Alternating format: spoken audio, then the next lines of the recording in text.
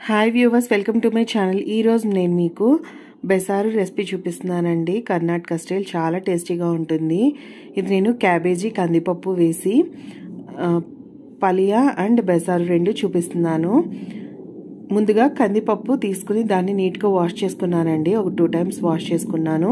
దాంట్లో ఒక cabbage, medium size cabbage తీసుకున్నానండి. దాన్ని ఫుల్గా కట్ చేసి వేసేసుకున్నాను. ఇలాగా ఇక్కడ కల్లుప్పు వేసుకున్నాను. టేస్ట్ బాగుంటుందండి కల్లుప్పు వేసుకోవడం వల్ల.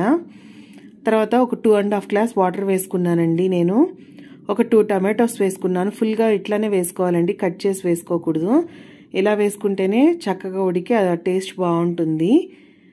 ఒక 2.5 గ్లాస్ వాటర్ వేసుకుని ఒకసారి బాగా కలిపేసుకుని లిడ్ పెట్టేసుకుని ఒక 4 విజిల్స్ వేయించుకున్నానండి.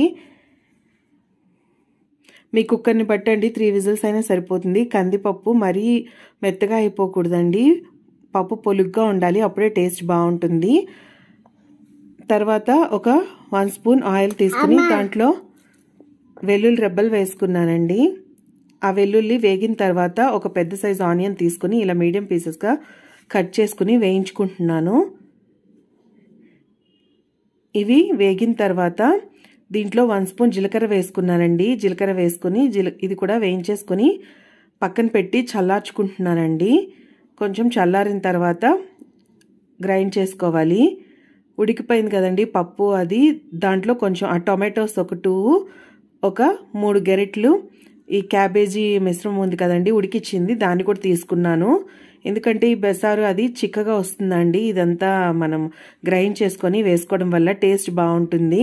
తర్వాత వేయించుకున్నాం కదండి, దాన్ని కూడా వేసేసుకున్నాను. ఒక హాఫ్ లెమన్ సైజ్ అంతా చింతపండు వేసుకున్నానండి. పులుపు కోసం సరిపోతుంది. టొమాటోస్ వేసాం కదా 2, దానికి తగ్గట్టు సరిపోతుందండి.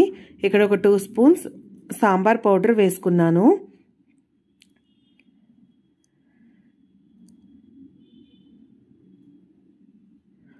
ఒక 1.5 స్పూన్ కారపొడి వేసుకున్నానండి.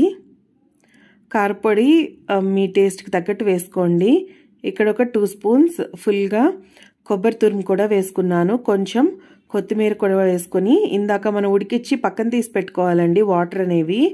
ఆ వాటర్ని కూడా ఒక 2 గరిటెలు అలా వేసుకుని అవసరమైనంత వరకు గ్రైండ్ చేసుకోవడానికి యూజ్ చేసుకున్నాను. దీన్ని మెత్తగా గ్రైండ్ చేసుకున్నానండి. ఇందాక తీసుకున్న వాటర్ అండి ఇవి మిగిలినవి. ఇందాక అదే క్యాబేజీ ఉడికిచ్చాం కదండి, ఆ వాటర్ పక్కన తీసి పెట్టుకున్నాను. దాంతోనే ఈ బెసారు చేస్తారండి. గ్రైండ్ చేసుకున్న పేస్ట్ అంతా దీంట్లో కలిపేసుకొని కన్సిస్టెన్సీ మనకి ఎంతైతే ఎలా అయితే కావాలో అలాగా వాటర్ వేసుకోవాలండి. తర్వాత పోపు కూడా వేసేసుకున్నానండి. ఒక పొంగు వచ్చేంత వరకు ఉడికించుకుంటే మన బెసారు రెడీ అయిపోతుంది. జస్ట్ పోపులో కొంచెం ఆయిల్ వేసుకుని ఆవాలు, ఎండుమిర్చి, కరివేపాకు వేసి వేసుకున్నానండి. పోపు చూసారు కదండి, ఇలా పొంగొచ్చేసింది కదా, రెడీ అయిపోయిందండి. మన బెసారు చాలా టేస్టీగా ఉంటుంది. మీకు ఇప్పుడు పలియా కూడా చూపిస్తానండి. క్యాబేజీ పలియా ఎలా చేసుకోవాలో. ఆయిల్ వేసుకున్నాను ఒక 2 స్పూన్స్. దాంట్లోనే ఆవాలు, జీలకర్ర, పచ్చిశనగపప్పు, కొంచెం కరివేపాకు, ఎండుమిర్చి గిల్లి వేసుకున్నానండి. మామూలుగానే పోపు వేసుకున్నట్టే. అవి వేగిన తర్వాత ఆనియన్, పచ్చిమిర్చి ఒక 4 నిలువుగా కట్ చేసి వేసుకున్నాను. కారపొడి వేయం కదండి, దానికి తగ్గట్టు పచ్చిమిర్చి, ఎండుమిర్చి వేసేసుకోవాలి ముందే పోపులో మనం. ఆనియన్ బాగా వేగిపోయిన తర్వాత ముందుగా ఉడికించి పెట్టుకున్నాం కదండి కందిపప్పు, క్యాబేజీ, అది కూడా వేసేసుకున్నాను. ఇక్కడ వేసేసుకుని బాగా కలుపుకొని వేయించుకున్నాను.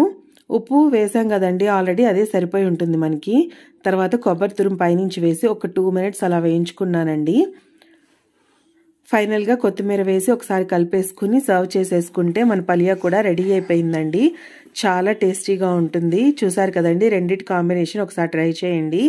రాగి సంగట్లోకి కానీ రైస్లోకి కానీ చాలా టేస్టీగా ఉంటుంది. మీరు కూడా ఒకసారి ట్రై చేయండి. మీకు ఈ వీడియో నచ్చితే లైక్, షేర్, కమెంట్, నా ఛానల్ని సబ్స్క్రైబ్ చేసుకోండి. Thanks for watching.